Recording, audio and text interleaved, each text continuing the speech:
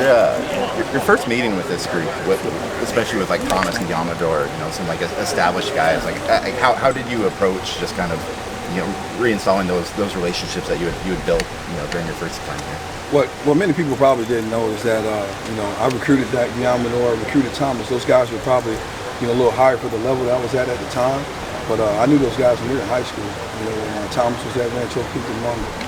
When Yamador was at Salesian Academy, I'm very familiar with the high school coaches, very familiar with who they were. Having a year with them, obviously there's some experience, there's some relationship building that had transpired. So it was really just picked up where we left off. I think that we had such great relationships with those kids, both in the safety room, also in the corners room, that those kids stayed in touch with me, even though I was away at a different institution last year. Hey, coach, we're rooting for you. Hey, we wish you well. And I know from corners and safeties both, and even to the defensive linemen. So, it's been a smooth transition just in terms of the relationships. It's just a different role this time around. Coach, when this opening came up here at Oregon, what attracted you to it? Well, obviously it's Oregon. You know what I mean? You can't simulate a destination spot like this in terms of having the resources to develop athletes, to attract the right type of athletes that I'd love to coach. Also, having the opportunity to compete in the Pac-12 championship, and having the opportunity to push for the playoffs definitely was something intriguing for me. But I think more than anything, it was about the relationships with the staff that's in here. It's one of a kind. It's really, really, truly family. It's genuine and it's real. I knew when I was there, our first time, that it was special, it was unique.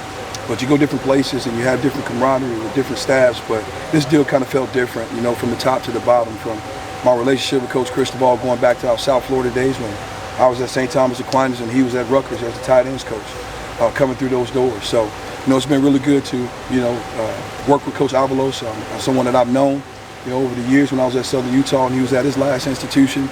So it's been a really smooth transition just in terms of relationships, but I really just enjoyed just getting around the staff, that one knew me. I knew the expectations and the culture of this program, and they knew me and I knew them. So I think it was a perfect fit in terms of that, and then I think the timing of it all to make the kids comfortable with the transition because they knew and they respected my football acumen.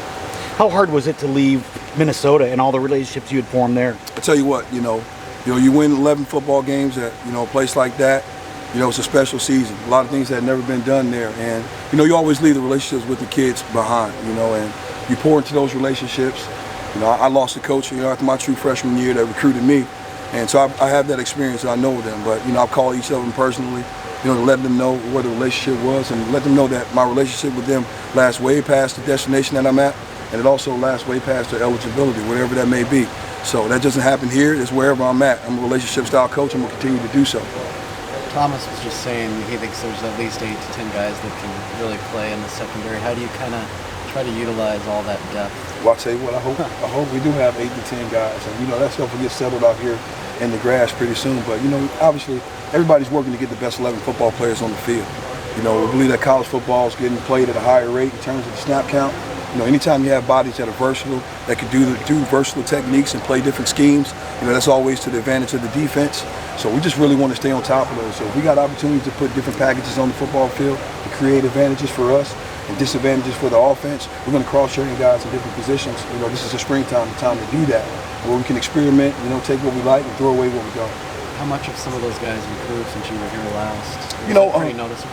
Yeah, I think that obviously, you see the strength and the size and the numbers of certain guys that were younger, when they were there, and obviously you see some of the transition skills. This is my really first chance to see Mikael Wright as a college player. I was here when we had him as a high school player, but it's a little bit different now to see him move around and change direction. But you can definitely see the strength and conditioning program here has been elite.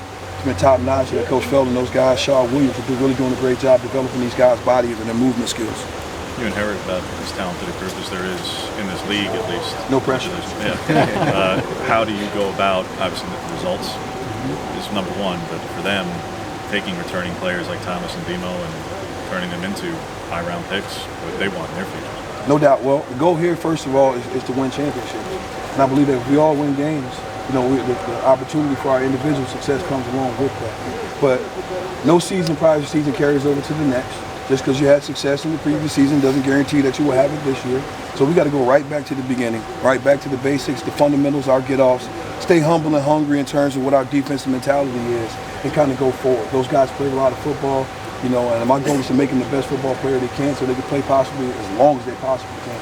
So I think for me, just coming in here, having a relationship, they allow me to tear down the game and build them back up. I focus on techniques and individual schemes. That's my forte. And I just believe in that relationship style that I'm going to be able to coach them hard enough, love them hard enough, and to get the desired results that we both want. That they get to where they want to be, and we're getting what we want as a defense in terms of their effort and their skill level. Situational awareness is something that the secondary collectively wants to improve on. What does that mean to you as a coach, where the big disconnect for this secondary was their overall performance versus their third and long performance? No doubt, no doubt. How do you go about addressing it? I think every year is different in terms of the schematics and the numbers and statistics that's going to win. You know, it just depends on how it draws out. But in terms of situational football, it's just teaching them. You know, for us, we've been going through football school. As soon as I got here, football school was already going on. Football school is designed for our players to learn situational football, to learn situations. Now, we got a saying around here that football is not a game of inches, which a lot of times people say. It's a game of situation. So this is the time of year where we're emphasizing situational football, third down, third short, third medium, how to play those situations, what offenses are trying to do to attack us in those scenarios, red zone versus tight red zone, coming out, backed up situations. So it's up to us as coaches to address those deficiencies and kind of move forward through teaching. You know, that's what we're paid to do. You know, everything's gone fast outside, and you know, you recruit really hard, but you got to coach the guys and get them to execute the scheme that you want to have happen. You mentioned technique-wise. Are you a backpedal guy, a shuffle guy? What's your kind of? You know, I believe there's a lot of ways to do things. You know, in terms of, you know, the movements of the position, I've done it all. I've done them all. You know, my philosophy is I'm going to get here, I'm going to teach what I know, and I'm going to assess the skill set of the players that really cater it to what they do well. I've backpedaled, I've shuffled, I've had open hips. You know, I've coached from the little league level all the way up.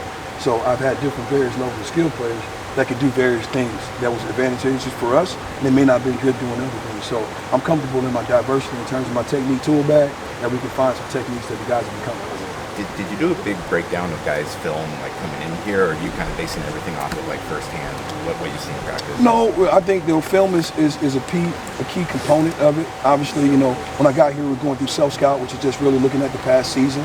I think this, as we went on, my free time has been watching cut-ups, watching individual skill sets and pass concepts, and really our coverage components, you know, really trying to learn the schematics. You know, I usually try to save my evaluations for when I get eye-to-eye with them, because the film is a piece of information, but so is the in-person evaluation, much like recruiting.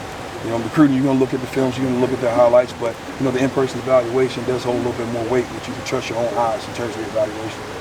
You've been a defensive coordinator before. What do you think about Andy's scheme that made it so successful year one here and going forward? I think he does a really good job of delegating. You know, I think he does a really good job of getting everybody on the same page. And, you know, defense is a collaborative thing. And a lot of times in this sport, you know, you don't get a lot of collaboration. Sometimes you get my way or the highway style. So it's been very, very refreshing in terms of us having opportunities to present to the team, opportunities to present in front of the defense, that we continue to hone our skill set as coaches for opportunities in the future. So I've been very impressed with that. You know, I'm impressed with the way that he compartmentalizes the learning for the players, and really how we've been teaching the situational ball. It's been refreshing to get around a new scheme. I'm a football junkie in terms of the schematics. I'm not just a defensive back guy. I really like the box fits in terms of the runs. So anytime I get an opportunity to learn new defenses, new schemes, I've been pretty giddy here lately. You mentioned the collaboration. He's talking about trying to get more of your guys who made secondary wide on the field more in some different packages compared to even a year ago. What does that mean to you, where, again, 6 DBs is not unheard of, that's dime, but if you do anything more, that's a little bit more exotic. So how do you go about teaching that for a group who hadn't done that? See, the thing here, and it goes back to the football school. Because football school is part about, you know, formation recognition. All right, it's part about formations, you know, learning what tendencies are, what offenses are trying to do. But also it teaches you other things in terms of the skill set, how to disguise, you know, how to play different techniques, how to do different things. So football school ties directly into that as well. You know, it's situational, it's schematic, you know, it's a teaching. So it's what you do in the classroom that matters. Can they take it from the class and bring it out here to the grass? Because if they can't, you know, we got to find another way to get it done. Very good. You good? Thanks, Coach. All right, appreciate y'all. Thanks a lot, man.